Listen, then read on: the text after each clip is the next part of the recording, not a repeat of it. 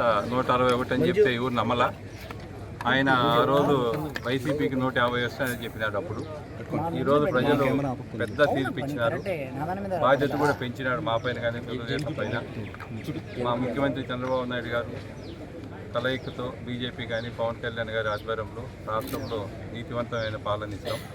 ఈరోజు వీళ్ళు చేసిన ఇసుక దోపిడీ, మైన్స్, భూములు, లిక్కర్ బిజినెస్, వీళ్ళంతా ఎంపీలు, ఎమ్మెల్యేలు, ప్రభుత్వము, జగన్మోహన్ రెడ్డి ప్రభుత్వం చేసి లక్షల కోట్లు లూట్ చేసినారు. రాష్ట్ర సంపదను, ప్రజలను భయభ్రాంతులు చేసినారు. ఈ సూరి పొరపాటున ఏమైనా జరిగింటే పట్టా భూములు కూడా మిగిలిండవు.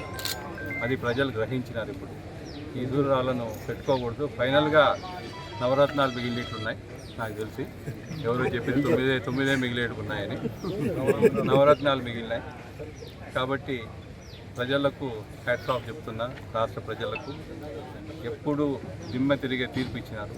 అంటే అరాజకాలు, కరప్షను, దౌర్జన్యాలు, భూ ఆక్రమణ, రేపులు, చాలా ఈ 5 ఏళ్ళు వేల కోట్లు సంపాదించినారు. ఇక్కడ ఉండే ఎంపీలు కానీ, ఎమ్మెల్యేలు కానీ, మినిస్టర్లు కానీ, ముఖ్యమంత్రి కానీ దానిపైన తప్ప ప్రజలపైన ధ్యాస లేదు. ఏమంటే ఏదో బటన్ నొక్కినాయని చెప్పేది.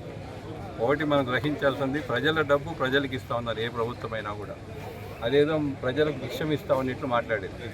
బటన్ నొక్కుతా ఉన్నాము, మీ అకౌంట్లో 5,000 పడుతుంది, 10,000 పడుతాం. ఎవరి డబ్బు అది? ప్రజలు ట్యాక్స్ కట్టే డబ్బు.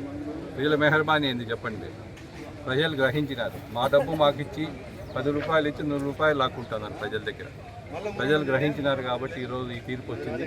ఖచ్చితంగా చంద్రబాబు గారి నాయకత్వంలో నీతివంతమైన పాలన ఇస్తామని తెలుపుకుంటూ సెలవు తీసుకుంటాం. 25,080 ఓట్లు మెజార్టీ రావటం జరిగింది పీలేరుకు సంబంధించి. కాబట్టి ఖచ్చితంగా మనము ప్రజలకు ఎల్లప్పుడూ అందుబాటులో ఉంది నీతివంతమైన పాలన.